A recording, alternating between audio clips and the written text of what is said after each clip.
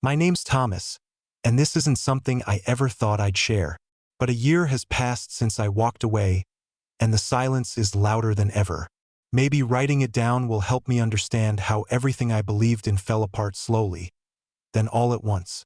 Melissa and I were together for 8 years, married for 6. To most people, we probably looked like a solid couple. Vacations, dinner parties, smiles for the camera. But behind closed doors, things started to change. Not overnight, gradually. Like when you don't notice how far the tide has pulled you until you're already out too deep to swim back. It started with the phone. The way she always kept it flipped over. The fake little laughs she'd give when she texted. Not the kind she gave me once upon a time. Then there were the work dinners she dressed a little too carefully for.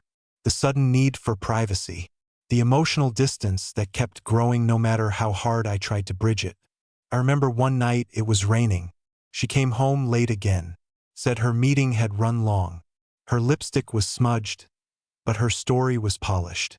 And I just stood there, soaked in that quiet moment, knowing everything had changed. I didn't accuse her. I didn't raise my voice. I simply looked at the woman I'd shared a bed with for years and saw someone I didn't recognize. I started sleeping on the couch, telling her it was because of back pain. I stopped asking questions I didn't want to hear answers to, and I began noticing the small things. A second toothbrush in her gym bag, the scent of cologne on her scarf, her laughter on the phone fading into whispers when I entered the room. The truth didn't crash into me like a wave. It seeped in like a draft under a closed door, cold and steady. Until one morning, I woke up and couldn't lie to myself anymore. I packed a small bag. My passport, some clothes, and an old photo of my parents that Melissa had never bothered to frame. I left my wedding ring on the nightstand. No note, no explanation, just quiet. I slipped out the door while she was still asleep, and I didn't look back. I didn't go far. Rented a small cabin a few towns over. No social media, no contact with old friends, just me in the silence. I figured if I disappeared, she wouldn't chase me. And she didn't. Not for a year. But that's when everything changed. And I'll tell you how she came back broken, haunted by regret, in the next part. Because that moment, I'll never forget the look in her eyes. The cabin I found was about as far from our old life as I could get without crossing a border. It was buried on the edge of a quiet lake town where no one asked questions and no one looked twice at a man who kept to himself.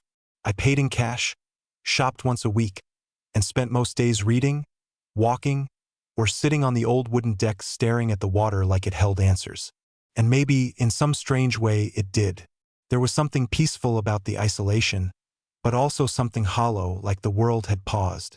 I wasn't angry. That's what surprises people when I tell the story. I didn't leave because of rage. I left because of clarity. There's something sacred about realizing the person you loved doesn't love you the way you thought. Cracks you open, but it also frees you. I kept replaying little moments in my head. Not just the signs of her betrayal, but the early days, too.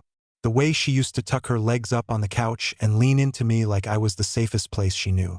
The way she laughed at my dumbest jokes. That look she gave me when I proposed. It didn't feel fake back then. That's what hurt the most. The idea that maybe somewhere along the way, we both just became strangers living in the same skin. But as much as I tried to let go, I couldn't fully escape the memories. They'd sneak up on me in the quiet.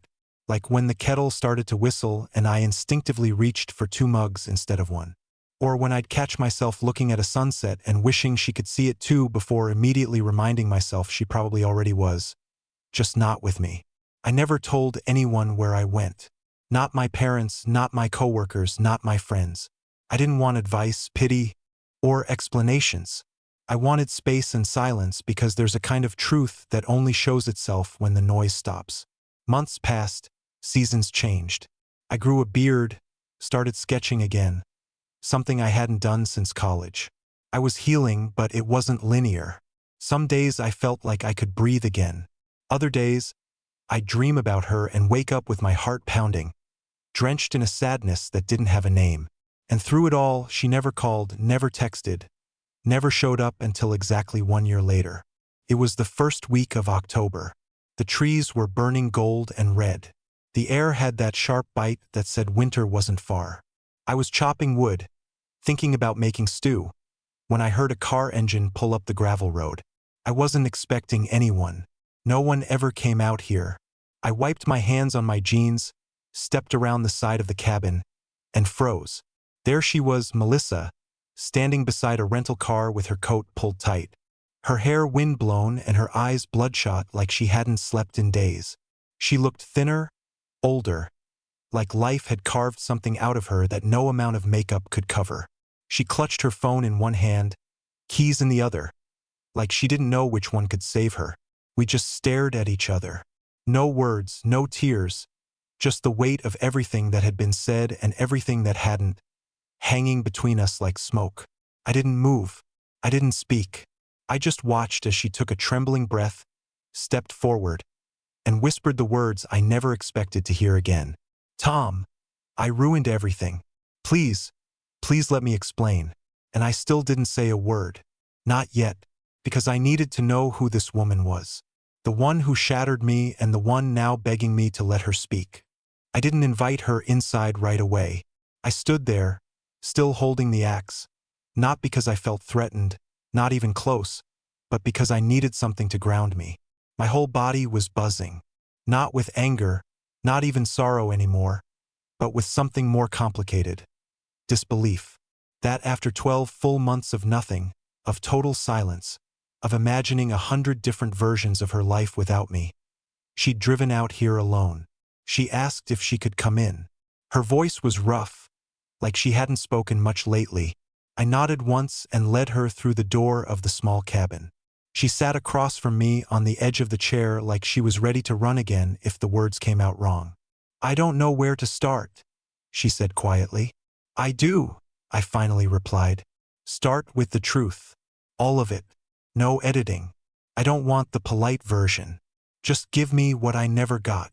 Her eyes filled, and for a moment, I could see the weight on her shoulders wasn't just guilt. It was regret, the kind that doesn't fade, the kind that rewires you. She told me she had been seeing someone. That part one already knew. Her body gave it away long before she ever said a word.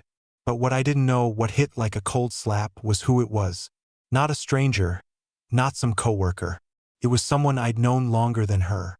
Nate, my oldest friend, best man at our wedding, the guy who once crashed on my couch for 3 months when his girlfriend kicked him out. The one I trusted like a brother.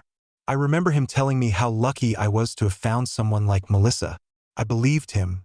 I didn't mean for it to happen, she whispered, like that made any of it easier to stomach. I was lonely. You were so distant. You were always working, always tired, always thinking about bills and projects. And he was just there. I stared at her. You were lonely. Her face flushed. I'm not blaming you. I'm just saying it wasn't about love. Not with him. It was selfish. And I knew it. What did he tell you when I disappeared? I asked, suddenly needing to know what story had been spun in my absence. She looked down at her hands. He said you'd probably found out and couldn't handle it. That maybe you were off punishing us. That you always did have a temper. That made me laugh. A sharp, humorless sound. I'd never raised a hand to anyone in my life. I didn't even yell during arguments. My silence was my weapon. And I guess they couldn't interpret silence without painting their own version of it.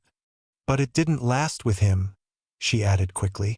That's what I came to tell you. It fell apart after a month. He started seeing someone else, someone younger. Turns out he was cheating on me, too. Almost immediately. I wanted to feel satisfaction hearing that. I really did. But all I felt was exhausted. The kind of exhaustion that doesn't go away with sleep. She wiped her eyes. After that, I kept waiting for you to show up, or at least to text, but you didn't. I looked everywhere. I called your parents, your coworkers. Nobody knew anything. It was like you just vanished. I did, I said. That was the point. But why? She asked, voice breaking. Why not yell?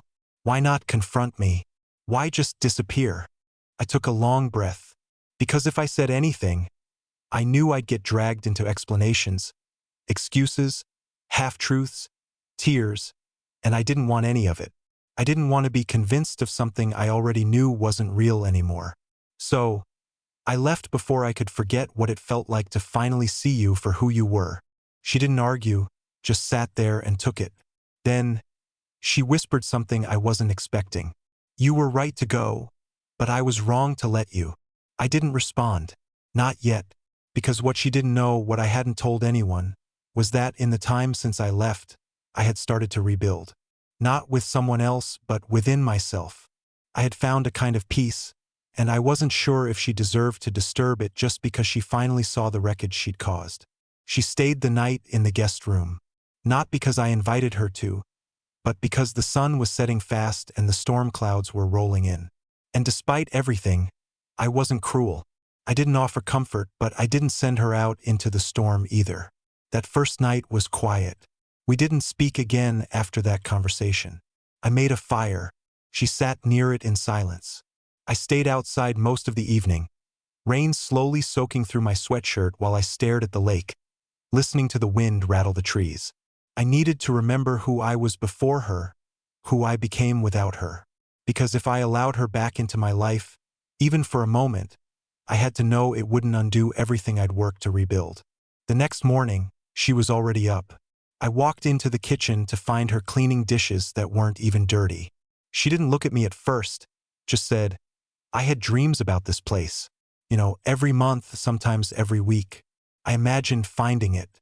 But I always thought you'd be angry if I came. I poured coffee. I'm not angry. That made her turn. You're not. No. I was once, but then I realized something. Anger is still a connection. You only stay angry at people who still matter. That's not where I've been for a long time. She sat down slowly, like the weight of those words hit her deeper than anything else I'd said. We were both quiet for a while, just the sound of rain against the windows and the clock ticking above the stove. She finally asked, Do you want to know what happened after you left? I shrugged. If you need to tell it. So, she told me all of it. After I left, she said she didn't even notice at first. She thought I was out for groceries or clearing my head.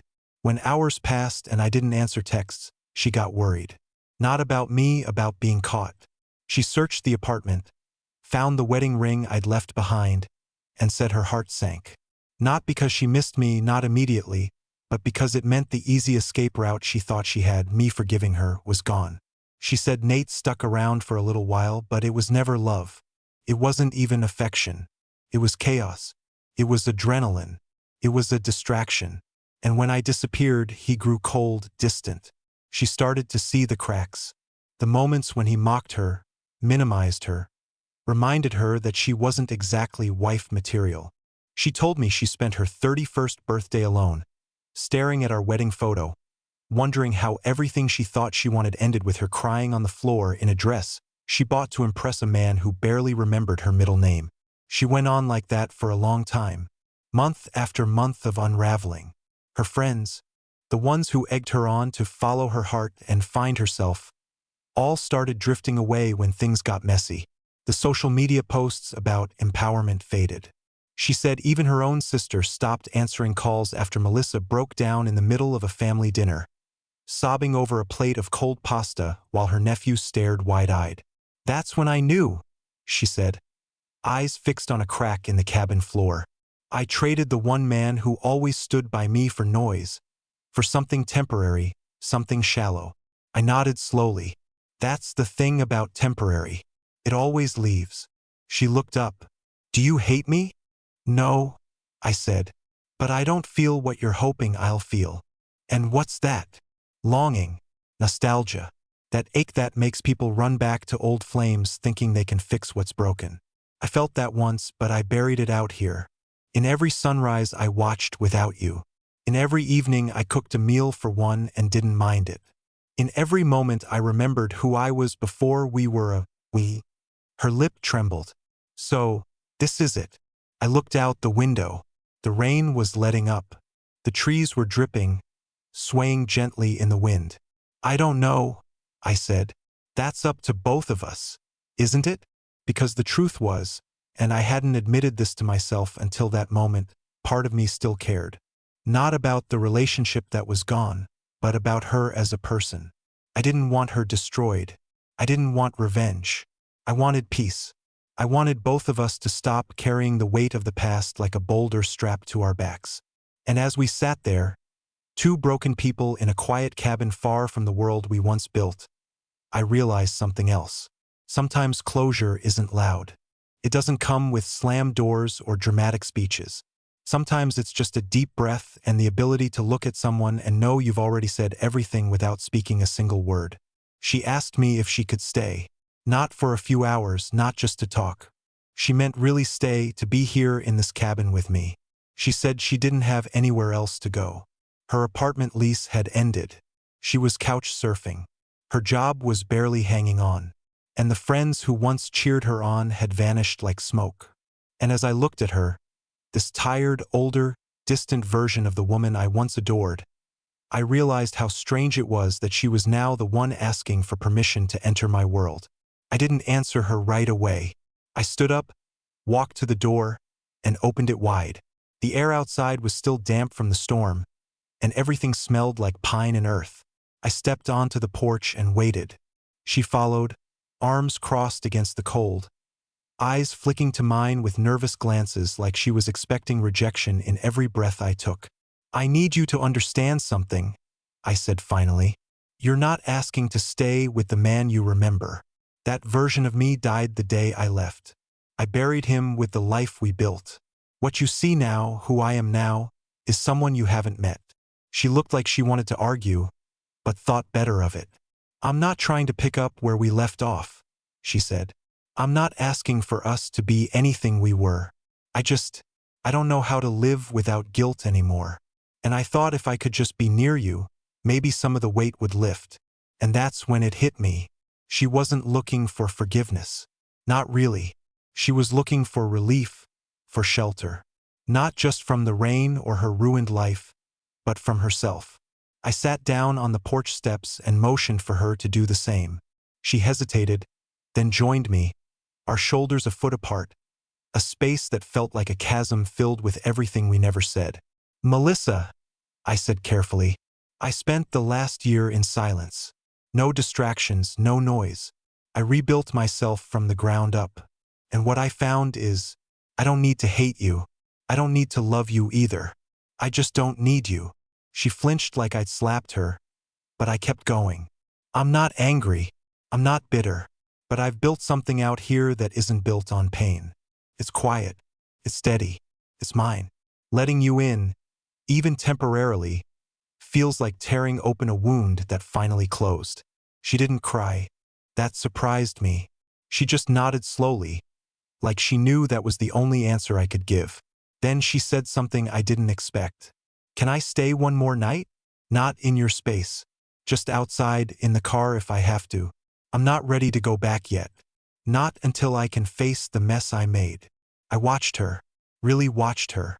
And for the first time, I didn't see my wife. I didn't see the betrayal. I didn't even see the regret. I saw a woman who had built her life on fragile illusions and watched every single one collapse under its own weight. I nodded once. "You can stay one more night, but after that you have to go.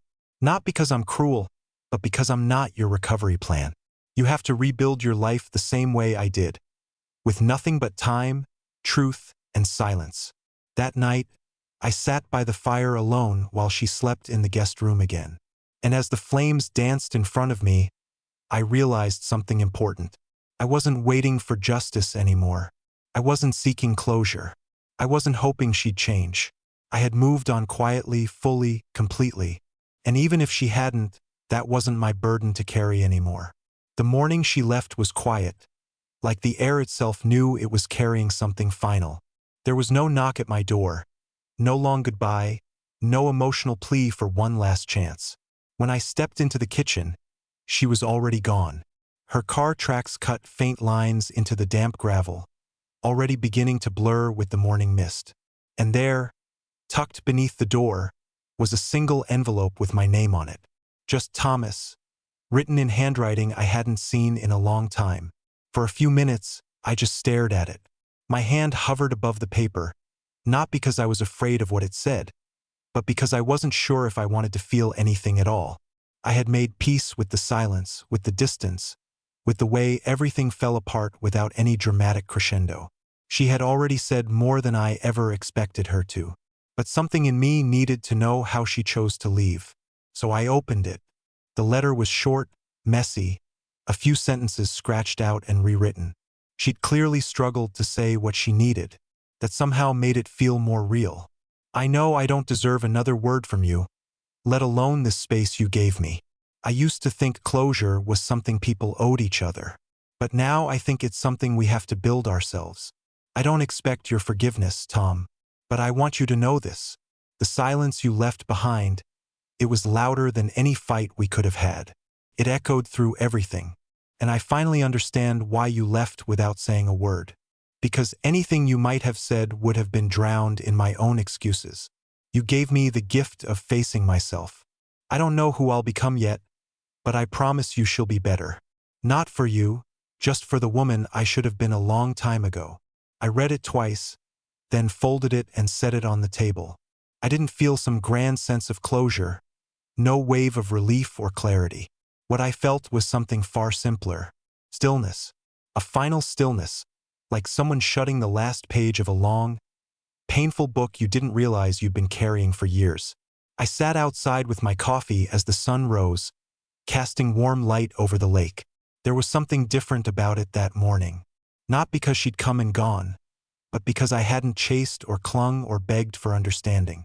I had held the line, the one I drew in the dirt the day I walked away. She would go on, hopefully wiser, hopefully stronger. But so would I, not just as someone who had been betrayed and survived it, but as someone who chose himself when the world told him to hold on a little longer. That letter wasn't an apology wrapped in romance. It was a eulogy for the version of her that I used to love and for the version of me that tolerated being unseen. 3 months passed after she left that letter. Kept it, but I never reread it. Not out of bitterness, more like I didn't need to. The words had settled like dust on old shelves. Her presence had finally left my cabin, but the memory of her visit lingered like smoke. Still, life had taken on a new rhythm again. I was rebuilding the porch railing, adding a garden bed behind the cabin, finally learning how to make sourdough bread from scratch. They were small things, but they felt like victories. Every time I finished something, it reminded me that I was still here, still moving, still breathing without her. Then one morning, while I was in town grabbing supplies, I heard someone call my name. It wasn't loud, but it cut through the noise of the small hardware store like it was meant only for me. I turned and saw someone I hadn't thought about in over a year. Eric. He used to be part of our old friend group. He was the calm one, the guy who always avoided drama. We hadn't spoken since I left, and honestly, I assumed most of our shared friends had moved on or picked a side. He looked surprised to see me. Not because I was alive. Melissa hadn't spread any rumors, thank God. But because, in his words, you look like you made peace with something most people never do. We grabbed coffee at the diner nearby. I almost didn't want to. There was something about reconnecting with anyone from that old life that made me uneasy. But curiosity pulled me in. He didn't ask where I'd gone or why I left. He already knew enough not to poke at things that weren't his to fix. But about halfway through the conversation, he said something that froze me mid-sip. You know, Melissa changed a lot after you left. Not just her job or her routines. I mean everything. She started volunteering, stopped drinking, even cut off Nate for good. I saw her a few weeks ago at the grocery store. She looked, I don't know, different. Older. Quieter. Sadder, maybe. I didn't say anything. I didn't know how to respond to that. Then he added, she told me she still talks to you every morning. I looked up. What do you mean? She said she writes letters every day, never sends them, just writes them and keeps them in this little box by her window. She said it's the only way she can make sense of anything anymore. She doesn't expect you to forgive her. She said she wouldn't even accept it if you did. But she talks to you like you're still sitting across the table, like you still listen. I didn't feel sadness or pity. I didn't even feel a strange sense of pride that maybe my silence had left a mark deeper than my words ever could. What I felt was a kind of distance, like hearing about someone else's life through a fogged-up window. Melissa had once been my entire world, and now she was a story someone else was telling me. Eric asked me if I ever thought about going back. I shook my head. Going back to what? A memory that can't hold its shape? A version of me that doesn't exist anymore. He smiled and nodded. Yeah, I figured. That conversation stayed with me for days. Not because of what she was doing or saying, but because I realized something important. Even if she had changed, even if she'd grown, it didn't mean we belonged in the same chapter again. Growth doesn't always lead people back together. Sometimes it just leads them forward in separate directions. The letter came on a Tuesday. I hadn't been expecting mail out here. Most days the mailbox is just empty space and dust. But that morning, as I walked down the gravel road to check it like I always did, there it was. A single white envelope, no return address, just my name written in the kind of handwriting you don't forget no matter how many seasons pass. I stood in the driveway for a long time, the wind brushing past like it was trying to move me along. I didn't go inside right away. I sat on the front steps with the letter in my hands, sunlight warming my shoulders, and took my time. This felt different. It didn't carry the weight of guilt or desperation. It wasn't taped together with apologies. Felt final. When I opened it, I could tell she had taken her time writing it. The paper smelled faintly like rosemary, something she used to plant on our windowsill, and the ink was slightly smudged in places, as if she'd paused more than once before finishing her thoughts. Thomas, I promised myself I wouldn't send any of these letters. But this one feels different. I don't want anything in return. Not your forgiveness, not your attention. I just want you to know that I found peace in a way I never thought I would.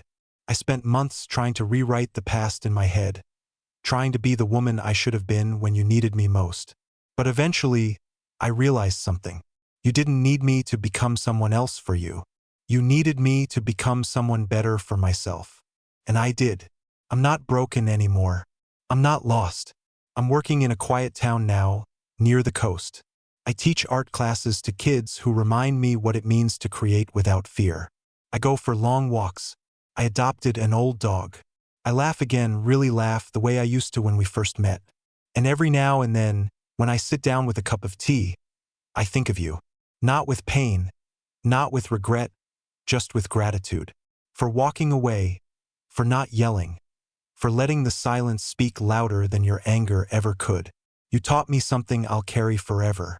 When you love someone, sometimes the kindest thing you can do is leave. I hope you're well. I hope you're still watching those sunsets. I hope you found someone who sees you, really sees you the way I didn't. With peace, Melissa. I folded the letter and tucked it into the old drawer beside my bed, where I keep the things that shaped me. My father's watch, a photo of my dog as a puppy, the key from our first apartment. I didn't cry. I didn't feel sadness. I felt stillness.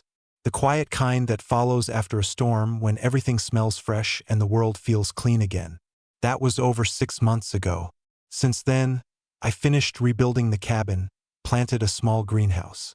I've made new friends in town, real ones not tied to the person I used to be. I even started teaching a class at the local rec center, showing people how to build with their hands again. There's a woman named Claire who sometimes brings extra tools just because she knows I always forget mine. We laugh a lot. It's easy. There's no pressure to be anything but present. And sometimes, in the late evenings when the light is gold and the lake is still, I sit on the porch and smile. Not because everything went the way I wanted it to, but because it didn't. It went the way it needed to. I used to think closure came from confrontation. But now I know it comes from choosing yourself quietly, again and again, until one day you look around and realize you're free. And I am. Finally.